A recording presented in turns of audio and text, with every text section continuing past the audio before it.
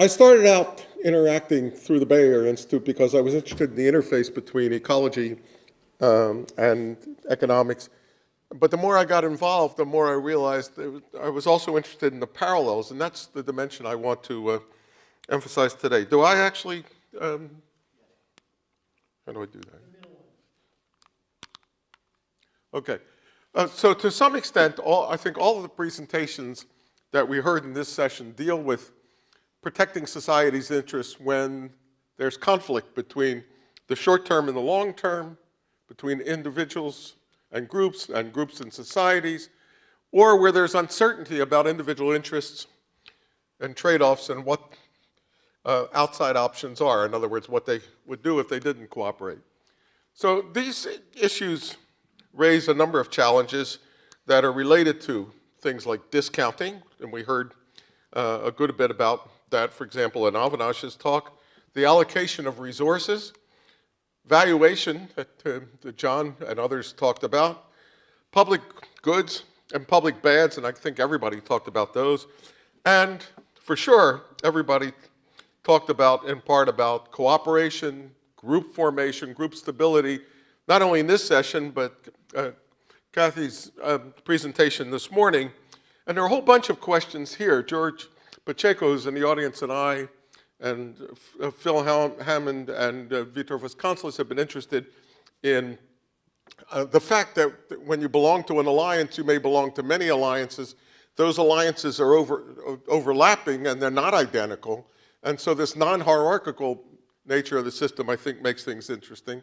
The coevolution, as the question I raised for Kathy, between, for example, group formation and the behavior of individuals within the group and how those relate to each other, the development of social norms and the role of prosociality. Karina's been particularly interested in that, and collective decision-making, as, for example, we heard in Scott's talk and in most of the other talks.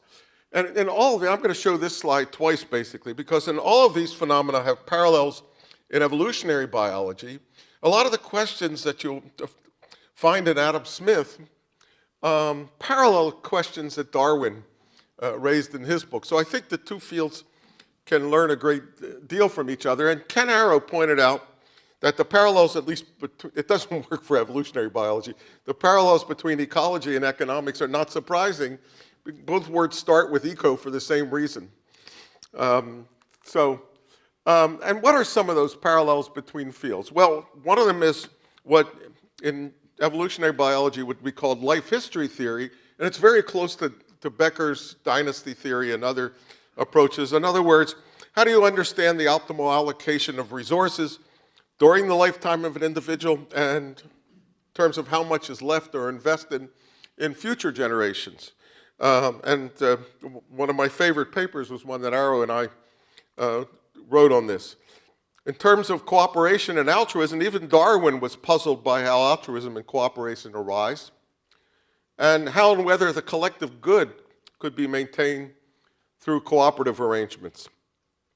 Collective foraging, collective decision-making exists throughout the biological world, and I could give you lots of examples, but that includes human societies, even when some of the information is private, and that's a mechanism design problem. So how you get to that point, I think, is a fascinating question.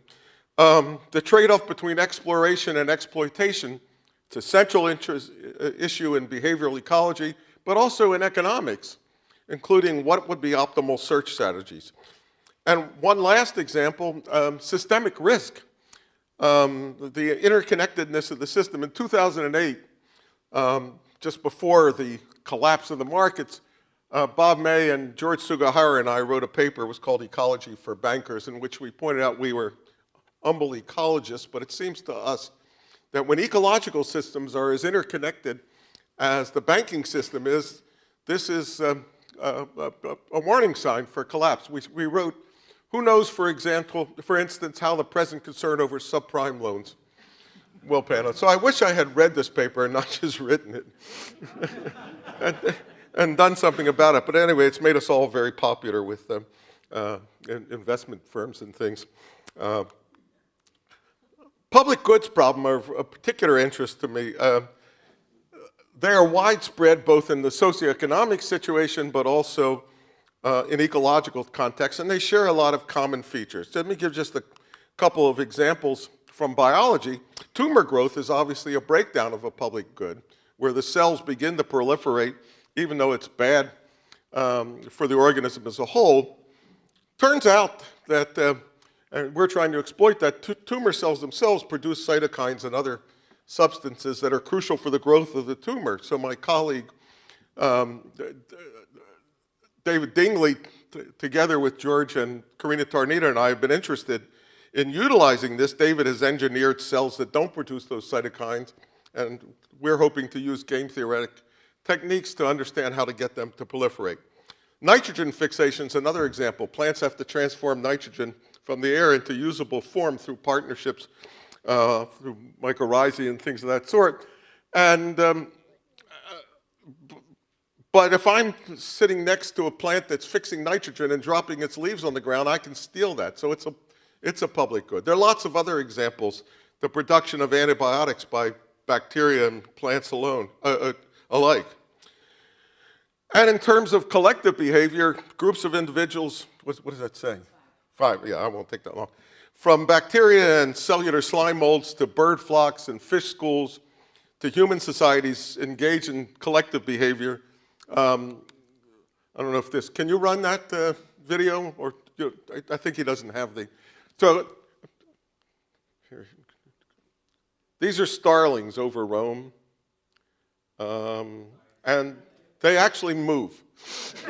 So imagine them moving around. Most of you have probably seen these wonderful videos of what's called murmuration. Individual behaviors, and this is actually a public goods problem as well, because there's a collective good that's emerging from that. In any sort of collective motion, information is a public good, and some individuals have to be making what appear to be sacrifices. Why do they do that? Well, in the long run, it can't really be a sacrifice. So therefore, my take-home lesson is that there are a lot of fascinating problems at the interface. We should be encouraging synergies, borrowing techniques from one discipline to the other, but especially joint partnerships that are genuinely new. One of the products of our ASCO meetings, our Bayer meetings, that probably at least a half a dozen people here were involved with, was this paper that appeared in the Journal of Economic Perspectives. So we got it published. The editor said to Ken Arrow, whose name we cleverly put first, I'm going to publish that paper by you and your communist friends, which was a measure of inclusive wealth, a discounted future stream of benefits that takes into account consumption and crucially incorporates natural capital into the picture. So this is a true joint partnership. So coming back to where I began, economic perspectives can inform evolutionary questions and vice versa, and therefore I think there's lots to be gained at the interface.